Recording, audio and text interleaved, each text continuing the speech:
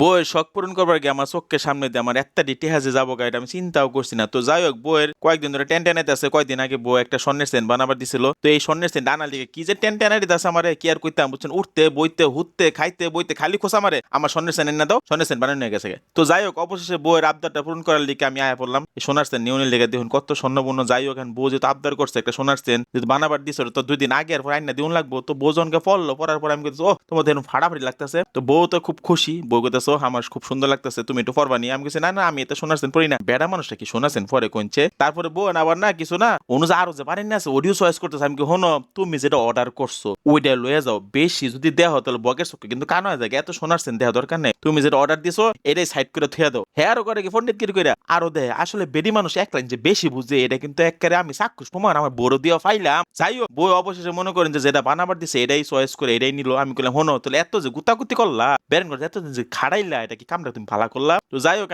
যেহেতু বাইরে দিয়ে রোদ, তারপরে এসির বাতাস খাইতেছি, বয়ে বয়ে খুব ভালোই লাগতেছে। এই দোকানদারে এসি টুসি আছে। বই এখন কইতেছে কি এখনো একটা রকেট বানানো লাগবো। তো আমি বেড়া কইলাম ভাই একটা রকেট বানাতে কয় টাকা খরচ করবো। বেড়া কইছে ভাই শোনেন, যেহেতু আপনাদের চেনটা মজবুত হয়েছে রকেটটা কয়দিন পরে বানান, ঠিক আছে? রকেটের 7-8 হাজার টাকা ভিতরে ভালো একটা রকেট বানানো যাবে, চেনটা লম্বা টম্বা হয়েছে, রকেট এখন বানানোর দরকার নাই। পরে বললাম যে না ভাই রকেট লাগবে, যেহেতু আমার ভালোবাসার মানুষ, আমার ভালোবাসার মানুষের নামটা লেয়া থাকবো, কি কই নেন এটা হলো একটা রকেটের মাঝখানে এটা স্মৃতি হিসেবে থাকবো। তখন আমার বই আবার পয়রা কইতেছে দেখো একটা রকেট সুন্দর লাগতো না। আমি আচ্ছা ঠিক আছে, যাই হোক যেহেতু রকেট টকেট পর বসাইতে চলো একটা রকেট অর্ডার দিয়ে এলাও। হে ঘুরে ফিরে আমার পকেটই ফাঁকা, নিজের লিখে একটা টেয়া খরচ করি না। দেখুন এই যে সোনার চেনটা গো কি জিকিমিকি করতেছে, টেহার লিখা গো কি আর কইতাম, কত্তারি টেহা যে নিচে জানুন, মেলাডি টেহা গেছে গা, কইতাম না কয়টা নিছে থাকা কই ইয়ালাই। বই আবার কইবো যে দাম কইলা নাকি লিগা, এই চেনটা বানাবে গিয়ে আমার 55,000 টাকা গেছে গা। উদা চেনটাই আবার রকেট বানিয়ে যাবো 9,500 টাকা। তো হিসাব করে দেখুন কত্তারি টেহা যাবো গা, 64,500 টাকা। তো যাই হোক 64,500 টাকাটা খরচ করে যদি